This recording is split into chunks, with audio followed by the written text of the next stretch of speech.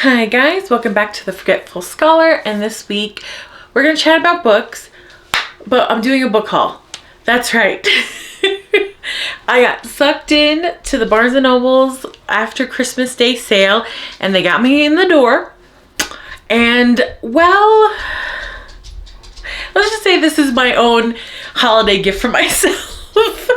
Okay, so I got a few romances. I got a YA. I have some fantasy and some romantasy. I think one of them is romantasy. I'm not sure. It's sort of a TikTok book, so unfortunately I assume, which isn't, Anyway, so let's dive into what I got, I'm gonna start with the mystery. I've been looking for this book in all the thrift stores and it's never in it. Probably, I assume, because it's really good. It's a mystery, contemporary mystery, cozy mystery, amateur sleuth.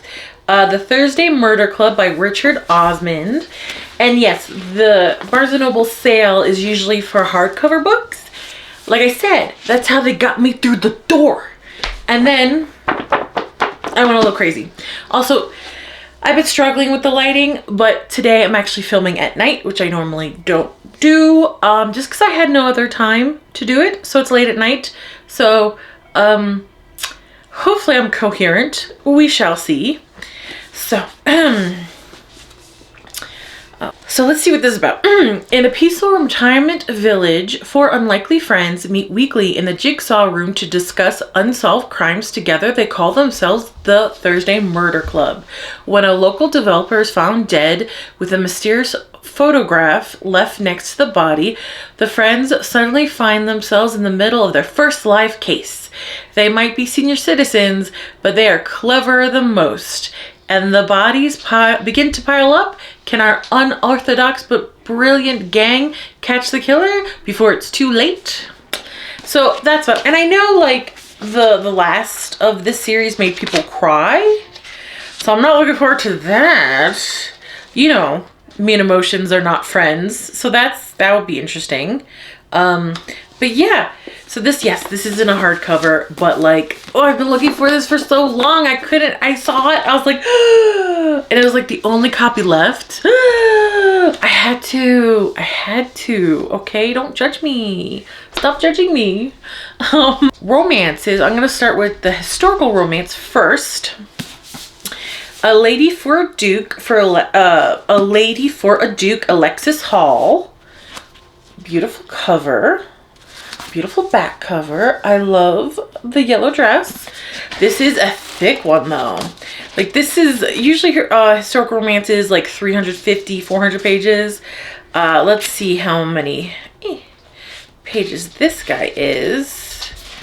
Okay. 449. Ooh, all right. And when I was looking, there wasn't a lot of historical romances. And I know like I usually frequent like thrift store, half price books and things like that, or my local thrift store that has books. But I was really surprised. Like, I know people are saying like a lot of people aren't writing historical romances anymore. And I'm like, that's a shame. I thought since like the huge excitement over Bridgerton, I thought, it might come back because it's my favorite. So please don't let it, I want more. Anyway, sorry, tangent. Late at night. Okay, let's go. When Viola Carroll was presumed dead at Waterloo, she took the opportunity to live at last as herself. But freedom does not come without a price, and Viola paid for hers with the loss of her wealth, her title, and her closest companion, Justin de Vere, the Duke of Gracewood. Only when their families reconnect years after the war does Viola learn how deep that loss truly was. Shattered without her, Gracewood has retreated so far into his grief that Viola barely recognizes her old friend in the lonely, brooding man he has become. As Viola strives to bring Gracewood back to himself, fresh desires give new names to old feelings that would have been impossible once and maybe impossible still, but which Viola cannot deny. even if they cost her everything all over again. See? Doesn't that sound really good? And if you guys are hearing my doggo, he's staring at me because he's like, it's time for bed. Where's my night-night treat? Come on. That's what he's doing. Aren't you? Yeah. So doesn't that sound good? That sounds really good. I haven't read anything from that writer, but like, and usually I do a library book of a new writer first, but like, that sounded so good though. Okay. And these, I picked them up because they were like on the buy one, get the other 50% off. I'm telling you, Barnes & Noble knows how to market, and they know how to squeeze you for money without you even knowing it. So these are the, was it Dream Harbor series? So I got 2 and 3. So the Cinnamon Bun Bookstore. Here we go. By Laurie Gilmore. Believe this is the second one in the Dream Harbor series.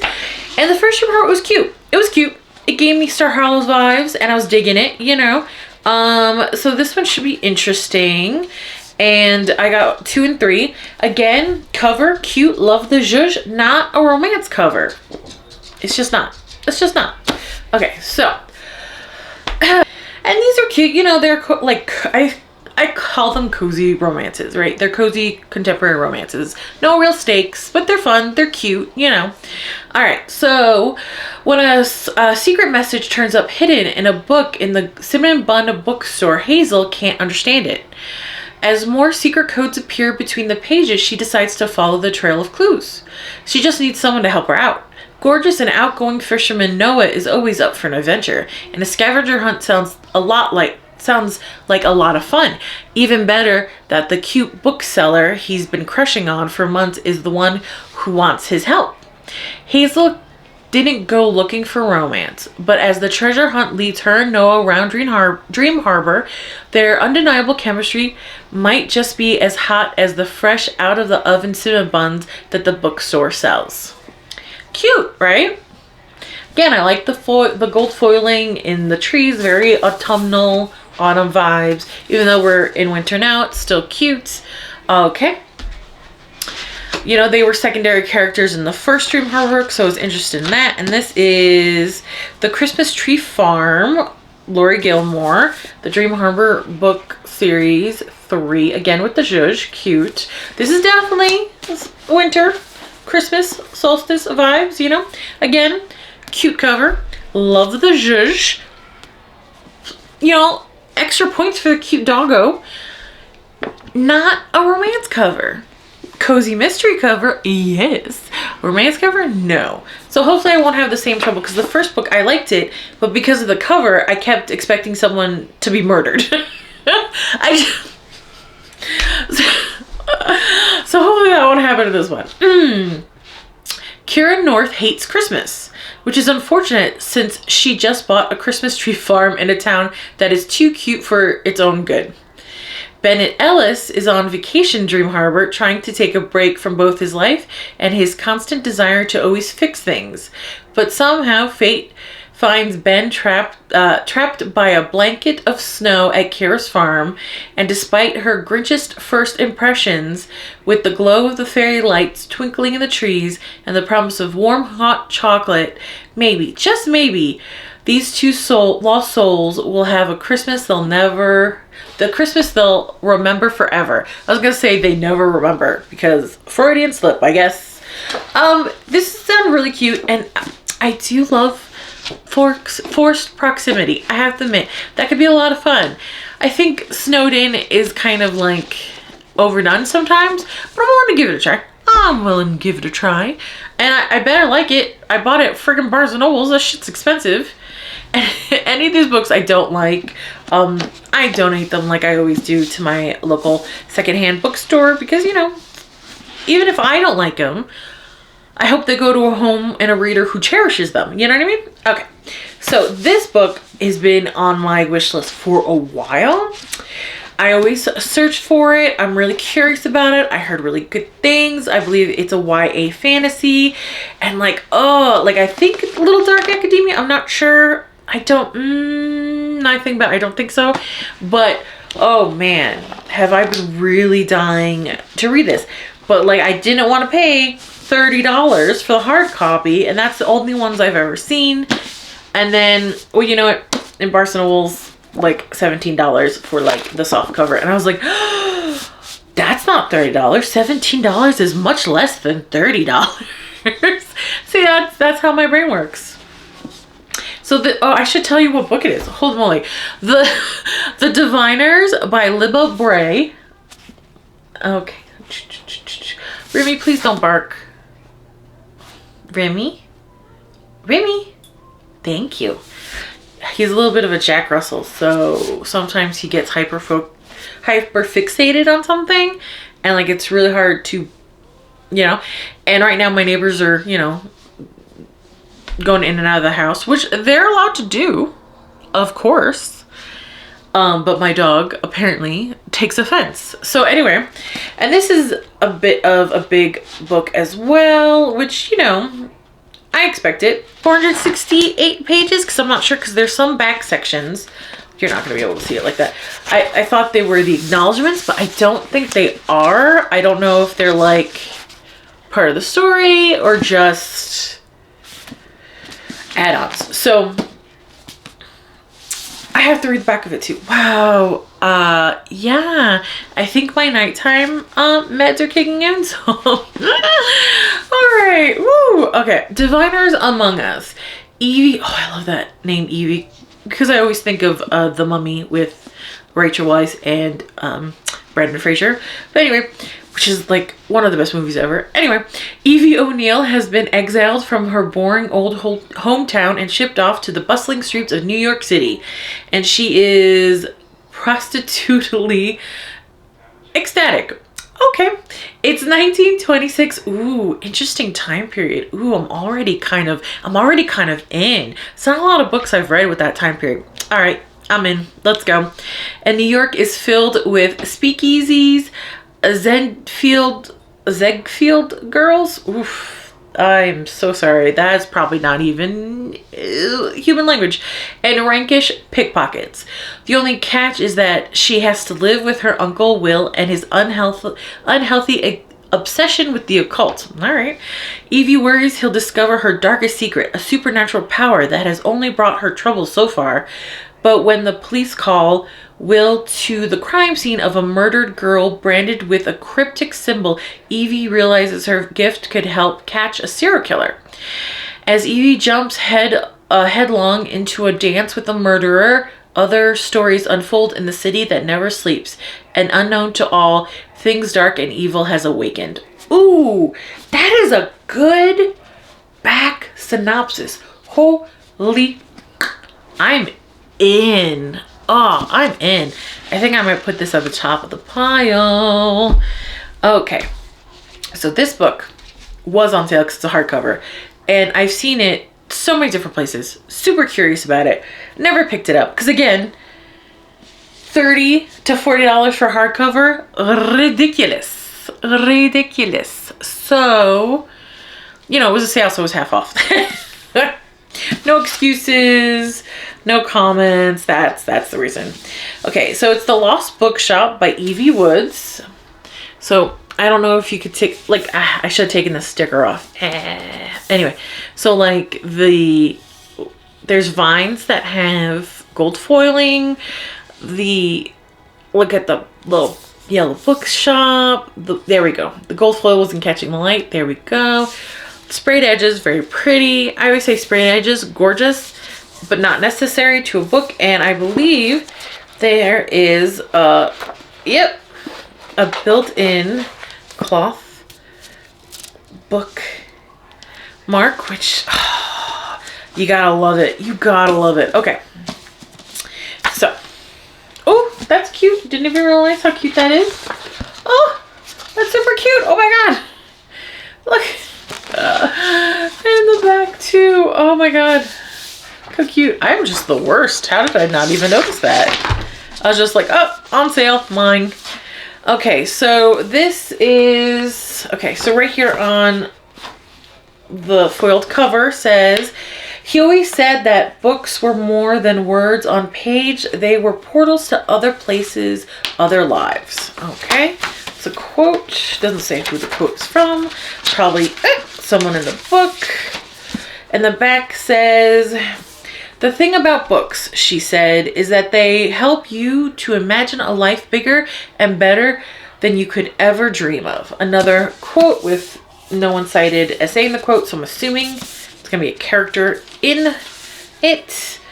And then up here it says, "How far will you go to find your story?" Okay. On a quiet street in Dublin. Ooh, Dublin. Ooh, I don't think I've read a book based in Dublin. Ooh. Ooh, I'm kind of like low-key upset that I'm like really interested in all these books, but I shouldn't be because I bought them, but it's just Barnes & Noble was so damn expensive. Anyway. Okay. Okay. On the quiet street in Dublin, a lost bookshop is awaiting to be found. For too long, Opaline,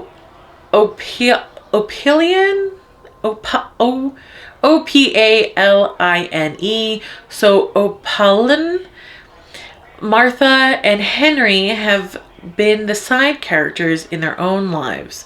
But when a vanishing bookshop casts its spell, these three unsuspecting strangers will discover that their own stories are every bit as extraordinary as the ones found in the pages of their beloved books. And by unlocking the secrets of the shelves, they find themselves transported to a world of wonder, and nothing is as it seems. So like that sounds actually pretty gorgeous. Like I said, like I'm happy because obviously all these books interested me, and I wanted them for a while, and I picked them up when there was a sale going on. I tell myself to, you know, justify the amount I spent. But so far they all sound really interesting, and I hope they live up to that, because unfortunately I found lately books I've been really hyped for disappointed. So like that's why I'm trying to like switch up genres, and I'm like, oh yeah, I bought these books and I want to read them, but maybe I should take a trip to my local library, because sometimes when I'm kind of like not enjoying the genres that I love so much, I try something else, and usually for me that means fantasy, and for fantasy it usually misses. So I try to do the library, and my local library has a really great fantasy section. So but these are actually kind of getting me hyped. You know, this week I didn't read it all. I was just burned out. I didn't want to. Burned out a little bit on reading, so I needed a little bit of a break. So I didn't read it all this week. And now I'm like, oh my gosh, I should start The Diviners right now. And I'm like, no, it's like going to be the middle of the night. Stop it. Be responsible. No, I don't want to. Okay, so this I've been looking at for a while. And this book, some of the booktubers I watch who I watch love it, and then some of the booktubers that I watch hated it, and I'm like, oh no, I don't. And I'm like, ooh, not so much oh no, but like, ooh, interesting, because you know, like usually these booktubers I watch, one loved it, one hated it. Usually they kind of like the same book, so that's interesting. So I'm kind of wondering about this, but like I couldn't help myself. I've been so curious about this for so long, and again, sale. I'm justifying it to myself, guys. I'm not even telling you guys anymore. I'm just internalizing it. Like, yeah, it was on sale. It's okay, and it's like my Christmas present to myself, so it's fine. It's fine. It's fine. A Fate Inked in Blood by Danielle Jensen, a saga of the Unfated, book 1. Look at that gorgeous cover. Look at that art. Look at it. It is. Look at it. Look at it. I feel. Look at it. It's gorgeous, and it has these sort of metallic blue sprayed edges that are very pretty. I'm gonna check the inside because apparently the other book was a complete surprise. Ooh, I don't know if you're gonna be able to see it. Do you see the sort of design? It's very beautiful. It's not cross-like. It's a circle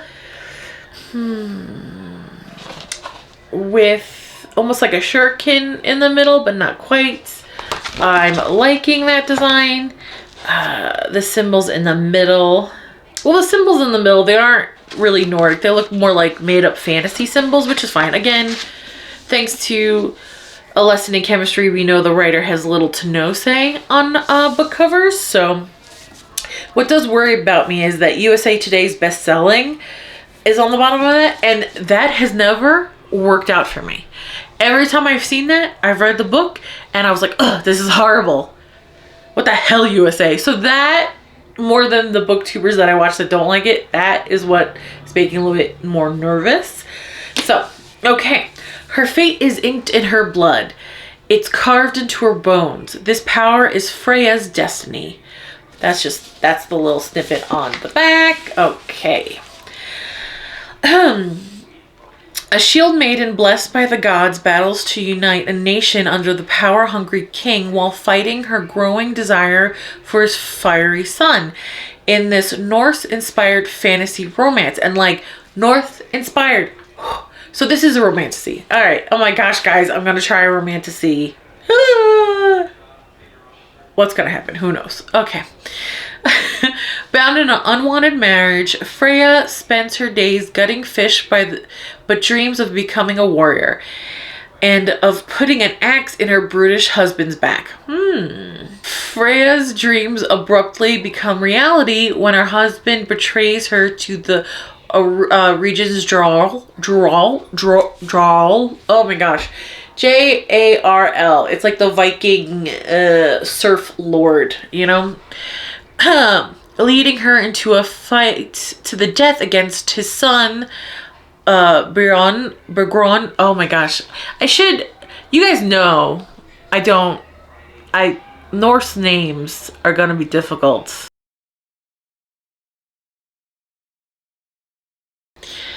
To survive, Freya is forced to reveal her deepest secret. She possesses a drop of goddess blood, which makes her shield maiden with magic capable of repelling any attack. And it's been foretold that such magic will unite the fractured nations of Skarland beneath the one who controls the shield maiden's fate. Believing he's destined to rule Skaland,